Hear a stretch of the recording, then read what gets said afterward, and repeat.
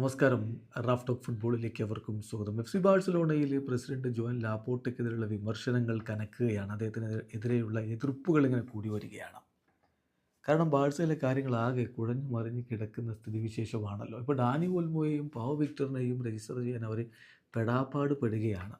ഇങ്ങനെ പോവുകയാണെങ്കിൽ ബാഴ്സ വിചാരിച്ച പോലെ, അല്ലെങ്കിൽ അവരുടെ ബോർഡ് മെമ്പേഴ്സ് വിചാരിക്കുന്ന പോലെ കാര്യങ്ങൾ പോയില്ലെങ്കിൽ മാസങ്ങൾക്ക് മുമ്പ് മാത്രം 55 മില്യൺ യൂറോക്ക് കൊണ്ടുവന്ന ഡാനി ഒൽമോയെ നഷ്ടപ്പെടുന്ന സ്ഥിതിവിശേഷം ഉണ്ടാകും. ഇപ്പോൾ വിക്ടർ ഫോണ്ട് ബാഴ്സയുടെ പ്രസിഡൻസി കാൻഡിഡേറ്റായിട്ട് ജോൻ ലാപ്പോർട്ടയോടൊപ്പം മത്സരിച്ചിരുന്ന അദ്ദേഹം അതിശക്തമായ ഭാഷയിൽ ലാപ്പോർട്ടയ്ക്കെതിരെ രംഗത്ത് വന്ന് ചില സുപ്രധാനമായ ചോദ്യങ്ങൾ ചോദിക്കുന്നുണ്ട്.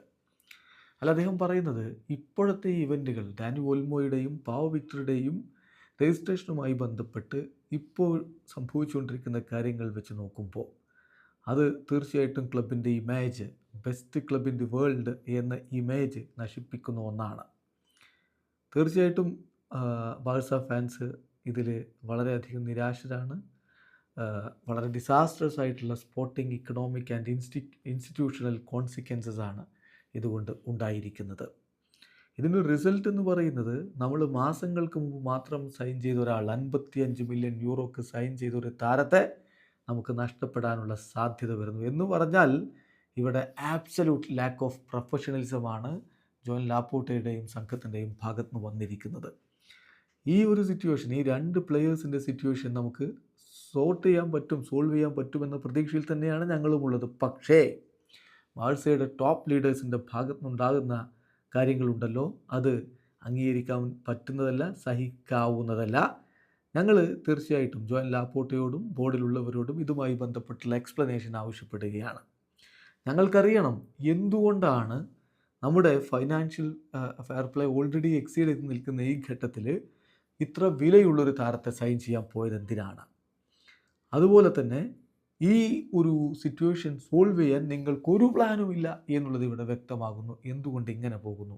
ഞങ്ങൾക്കറിയേണ്ട ചില കാര്യങ്ങൾ. ഒന്ന്, എന്തിനാണ് ഇത് ഒരിക്കലും പരിഹരിക്കപ്പെടില്ല, കോർട്ടിൽ പോയാൽ പരിഹരിക്കപ്പെടില്ല എന്ന് ഉറപ്പുണ്ടായിട്ടും സംഗതി കോർട്ടിലേക്ക് പോയത്? അത് കോർട്ടിൻ്റെ ജഡ്ജിൻ്റെ ജഡ്ജ്മെൻറ്റിൽ വളരെ വ്യക്തമാണ്. പിന്നെ എന്ത് ആക്ഷൻസാണ് ഓൽമോയുടെയും പാവോ വിക്ടറിൻ്റെയും ആ ഒരു ലോസ്, ഒരു പക്ഷേ അവർ നഷ്ടപ്പെടാൻ സാധ്യത, ആ നഷ്ടപ്പെടാനുള്ള സാധ്യത ഒഴിവാക്കാൻ എന്ത് ആക്ഷൻസാണ് ഇപ്പോൾ ക്ലബ്ബ് എടുക്കുന്നത്? അതുപോലെ തന്നെ ഞങ്ങൾക്ക് ട്രാൻസ്പെറൻസി വേണം. VIP സീറ്റ്, ക്യാമ്പ് നൗവിലെ VIP സീറ്റ് സെയിൽസിൻ്റെ കാര്യത്തിൽ സുതാര്യതയുണ്ടാവണം. അതിപ്പോൾ വിറ്റ് കഴിഞ്ഞിട്ടുണ്ടോ, ആർക്കാണ് വിറ്റത്, ഏത് കണ്ടീഷനിലാണ് വിറ്റത്, ഈ കാര്യങ്ങളൊക്കെ ഞങ്ങൾ അറിയണം. എന്തായാലും 55 മില്യൺ യൂറോക്ക് നമ്മൾ കൊണ്ടുവന്ന താരത്തെ വെറും 4 മാസക്കാലം കൊണ്ട് നമുക്ക് നഷ്ടപ്പെടുന്ന അവസ്ഥ ഉണ്ടാവാതിരിക്കട്ടെ. അത് തന്നെയാണ് ഞങ്ങളും ആഗ്രഹിക്കുന്നത്. അതുകൊണ്ട് തന്നെ ഞങ്ങളിവിടെ ഐഡലായിട്ടിരിക്കും, ഒന്നും ചെയ്യാതിരിക്കുമെന്ന് കരുതേണ്ടതില്ല.